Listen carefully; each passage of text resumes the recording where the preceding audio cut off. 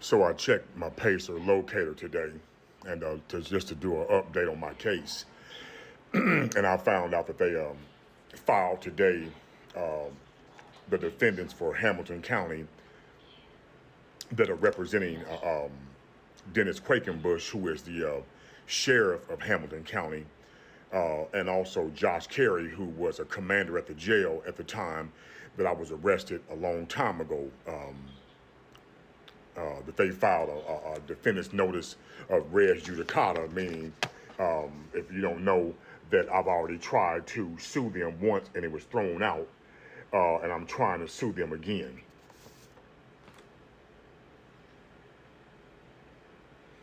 Okay, so, but just to touch base on what they're doing right now, for lack of a better word, is BS, okay? And I'll tell you why. We're not doing the same thing, okay? Because what they have done, we've noticed that they have failed to answer at all to the 3 correction officers that arrested me. And if you read that, you will notice where it talks about where it said the plaintiff amended his complaint and added more defendants from the one he sued the first time when the case was thrown out the first time. But what again they didn't want to mention was that even the first time when I sued them, the same people did the same shit the 31st of January of 2024. The same exact thing. Arrested me with no warrant or probable cause. The same individuals was involved in it, except the Josh Carey, he was involved in the other ones. Okay? In the other ones. They refused to turn over the names even on the first lawsuit, which was the 22nd of December of 2023. 2022, I mean. Okay? They refused to turn them over. So they were already, again, in violation of the Brady rule already with the first lawsuit from 2022. Okay? But these are the games that they try to play. Okay? Hoping that the district court is stupid or something, is not going to read what exactly is going on. Okay? This complaint is totally different, and they know it is. First of all, because there's a new arrest. Second of all, there is no constitutional statute of limitations when your constitutional rights are violated. There's no statute of limitations. They arrested me all 4 times. All 4 times they used correctional officers to arrest me. No warrant, no probable cause at all. But they'll try to spin it again, hoping that the district court I guess, has lost their mind and can't read to see that this is not the same complaint. The same judge did the same stuff, signing off on orders he's not allowed to have anything to do with child support. Child support is a contract. He works for the state using his judicial power in favor of the state. He works for the Attorney General's office, who is in charge of Title 4D. Therefore, he has an interest in the case.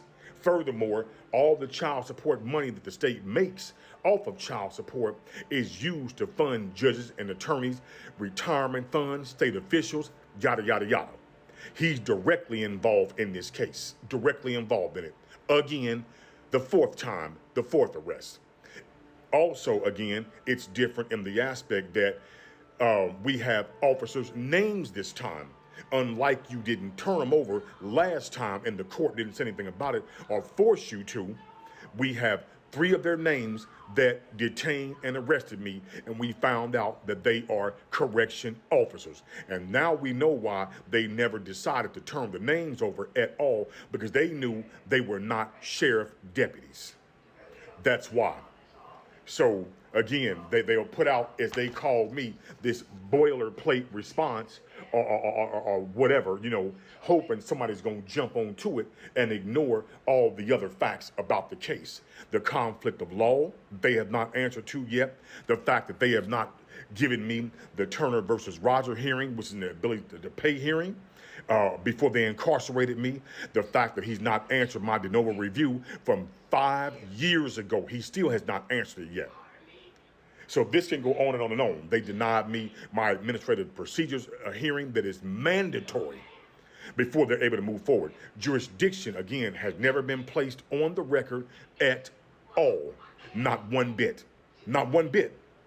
But they continue to keep filing these motions to dismiss res judicatas, yada, yada, yada, whatever they want to file, to ignore the fact of what this is really about. It is about the conspiracy, the fraud of them sending conflicting child support orders after they were sued. Then they sent me a child support order saying that there was no child support owed or arrears. After the Supreme Court turned my case down, they came back with a private attorney, which they're not allowed to do. He has his own private law firm, okay, and tried to sue me after I have an order with the deputy prosecutor's name on it that's been on that child support case for 17 years. So you would think she knows what she's talking about. And she signed the order that came from a county I've never even been in before, with her signature on it. Both of them approved it. Both counties approved it. So I still got arrested after that by correction officers. Now, you will see the document that I posted earlier where correction officers have no arresting authority or powers at all, but they refuse to answer to these other issues in the complaint. They keep pushing for a dismissal because they know what they did and they know they're wrong and there's no way around it. So I just wanted to put that out there today with this, and talk a little bit about the filing that they made today and what have you. So again, people, these are some dirty, corrupt individuals. And I'm hoping and praying that the higher court finally puts an end to this judicial corruption is what it is. Judges sitting in contractual court hearings where he knows he has an interest in it. Lawyers lying, saying that they sent you paperwork when you know you were out of town, ignoring judicial notices, ignoring just blatant case law in their face, and continue to move forward after jurisdiction has been proven, continuing moving forward, even knowing they don't have jurisdiction because jurisdiction is now in the federal court and has been there since I transferred it, and still arrested me. After that, they struck the transfer from the record, arrested me after they struck my nature and cause and accusations from the record and bill of particulars. So you tell me again, is this America? And lying about the fact that, well, no, we're not operating under admiralty law. Admiralty law is the only place that you cannot get a trial by jury or jury trial, whichever one you're asking for, okay? That's the only place that you can find where you're not allowed a trial. Henceforth, they denied my right to trial by jury. So again, tell me, are they operating under admiralty law or not? So again, thank everybody for you listening, all the likes, the new friends and follow backs that I did. And comment, please. Give me your own thoughts on it. And again, I'm just putting this out here. I'm not an attorney.